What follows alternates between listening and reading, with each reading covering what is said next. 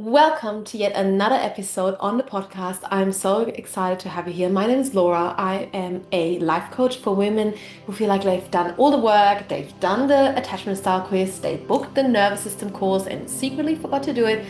And they feel like, yes, I know everything about myself. I'm almost too self-aware and I still don't know how to move ahead, how to get myself unstuck, how to change my behavior patterns. And today I want to speak about self-care. Again, you've tried everything, right?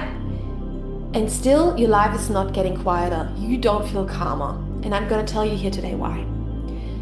I had a client message this morning and she messaged me and said, hey, I went to yoga in the morning and I told myself today I'm going to start with work late because I know self-care is important and taking care of me feeling regulated, feeling amazing before I start into my work. There's so much to my business energy, yada, yada, yada. So she went to yoga and then she freaked out because she realized, oh my God, I'm not getting back until 10. This is like a late start for me.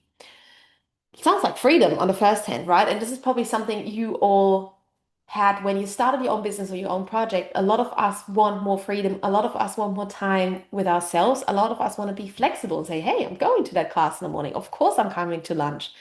But then when we actually get into that self-employed mode and doing our own thing or choose more self-care, choose more free time, sometimes we panic, we freak out. Why is that? We all grow up in a world, most of us at least, where being busy and being full of good to-do lists is normal, right? Going to yoga, doing a lunch break can be seen as a luxury. We all post about it on Instagram if we do, because we know how special it is. No one posts their full to-do list and says, I'm so busy, because we all know this is what we don't want. So we glorify that whole calming down, slowing down lifestyle. But when we do, our system freaks out. Now, here comes the crux. Here comes a piece that should land for you. Your system, meaning your body, your mind, your mindset, is used to the chaos, is even addicted to the chaos. Because for them, for that feels normal, right? So it feels safe. When we are busy and we're having our to-do list, that feels safe. So when you start slowing down and giving yourself more playtime, your whole system's like, excuse me, what are we doing? Like, this is not okay. We should be doing X, Y, Z. We can't just chill around here for like half an hour in the sun. That's not okay. That's not how it is supposed to run. So it feels unsafe to slow down. Does that make sense? Now, because you are addicted to the busyness, to the chaos, to the to-do lists, it is hard for you to slow down. And you can tell yourself 20 times, okay, today I'm going to slow down. It's okay to slow down. I'm allowed to take time for myself. What happens then is that you do it for a little bit, but you start ticking off those things just so you tell yourself that you're slowing down. But you actually don't feel the effect of it. Because two things happen. One, your mind freaks out and says, again, we shouldn't do that. We shouldn't be here.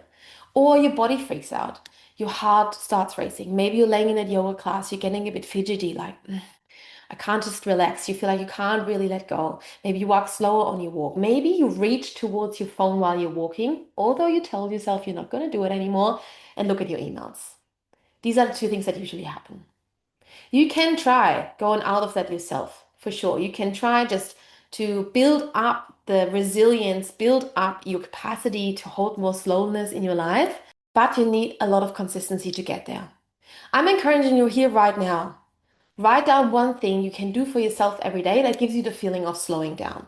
Maybe it is literally just having a cup of tea in the morning while you're sitting on a little bench outside in the sun. It's a 5 minute thing and not reaching for your phone. I'm telling you, probably the first 5 days, it probably feels really uncomfortable and you're gonna be like thinking off already to-do lists. If that happens, this is the biggest point here. Don't punish yourself for it. I know so many women who go out there and they try those things and they do all the things that people say on TikTok. They try the celery juice, in saying that I'm a celery juice girly, and then it doesn't really work, or it's exhausting, or it's hard, and then the inner voice pops up. Told you can't do it. Told you you're not strong enough. Told you that this is not for you. We shouldn't slow down. We should hustle. We should keep going. If that happens to you, give yourself a big hug. I mean it. What would you tell your best friend in that scenario? Would you say, yeah, bitch, you should really keep going? No, you would say, hey, you're trying. You're trying really hard here right now. You're giving it your best. Try for another 5 days. And I promise you, if you keep trying, you will ease into that. You will melt into that. It's going to get easier. You're going to learn that calming down and feeling calm is actually not dangerous. And you're going to feel that backing off is also personal growth. And you will feel like slowing down is speeding up. But it takes just getting onto over that little edge, over that little bridge to feel comfortable in calmness. Give it a try. I would love to know how it runs with you. I would love to know what your go-to practice is that really draws you into your calmness.